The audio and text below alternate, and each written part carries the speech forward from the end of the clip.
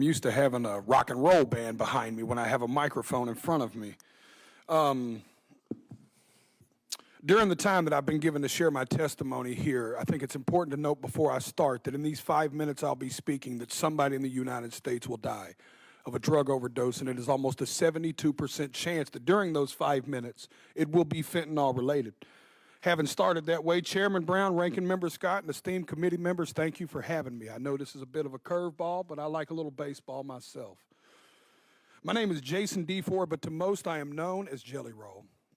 It is important to establish earlier that I am a musician and that I have no political alliance. I am neither Democrat nor Republican. In fact, because of my past, my right to vote has been restricted. Thus far, I have never paid attention to a political race in my life. Ironically, I think that makes me the perfect person to speak about this because fentanyl transcends partisanship and ideology, gentlemen and women. This is a totally different problem. And I was speaking outside to the media, and I gave them a statistic that said 190 people a day overdose and die every single day in the United States of America. That is about a 737 plane. That's what about a 737 aircraft can carry. Could you imagine the national media attention it would get if they were reporting that a plane was crashing every single day and killing 190 people? But because it's 190 drug addicts, we don't feel that way.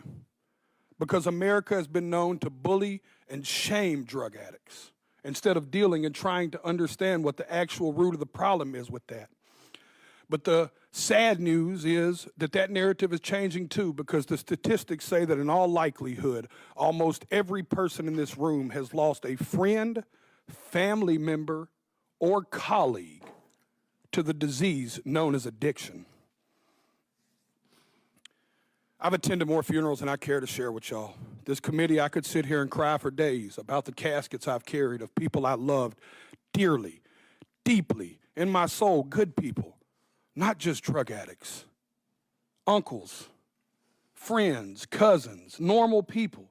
Some people that just got in a car wreck and started taking a pain pill to manage it. One thing led to the other, and how fast it spirals out of control, I don't think people truly understand. So many people.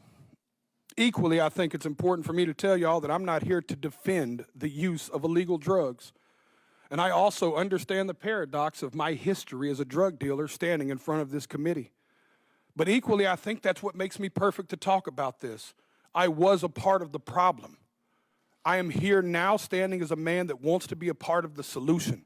I brought my community down. I hurt people. I was the uneducated man in the kitchen playing chemist with drugs I knew absolutely nothing about, just like these drug dealers are doing right now when they're mixing every drug on the market with fentanyl, and they're killing the people we love.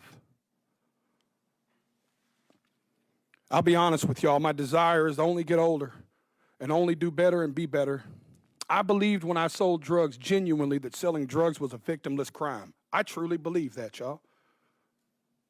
My father always told me what doesn't get you in the wash will get you in the rinse. Now I have a 15-year-old daughter whose mother is a drug addict.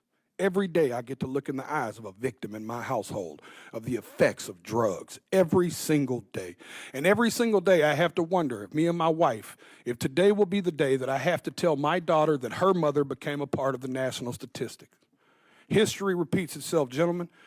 Even in the 1990s, crack cocaine had long made its way into my middle lower class neighborhood. And at that moment, even as a teenager, you could have never convinced me in that moment that there would be a far bigger problem on the horizon in the form of a pharmaceutical drug. And then I watched opioids and Oxycontin burst onto the scene. I'm here to tell y'all that fentanyl is going to make the Sackler family look like saints. And I want to let y'all sit with that for a second. It is time for us to be proactive and not reactive. We were reactive with crack, we were reactive with opioids, and y'all are taking the first step at somebody in Senate finally being proactive. I truly believe in my heart that this bill will stop the supply and can help stop the supply of fentanyl. But in part of being proactive, gentlemen and women and ladies, I have to be frank and tell y'all that if we don't talk to the other side of Capitol Hill and stop the demand, we are going to spin our tires in the mud. Y'all are taking the first step, but I encourage you to take it outside of this room and you take it to your colleagues and your constituents and you give them the most that you can. I know I've got a few seconds here, and Senator Brown said I may or may not go over. All I want to say is that I not only encourage y'all to do this, I encourage y'all to take it a step further. At every concert I perform, I witness the heartbreaking impact of fentanyl.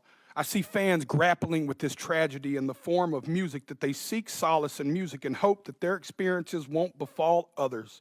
They crave reassurance. These are the people I'm here to speak for, y'all. These people crave reassurance that their elected officials actually care more about human life than they do about ideology and partisanship.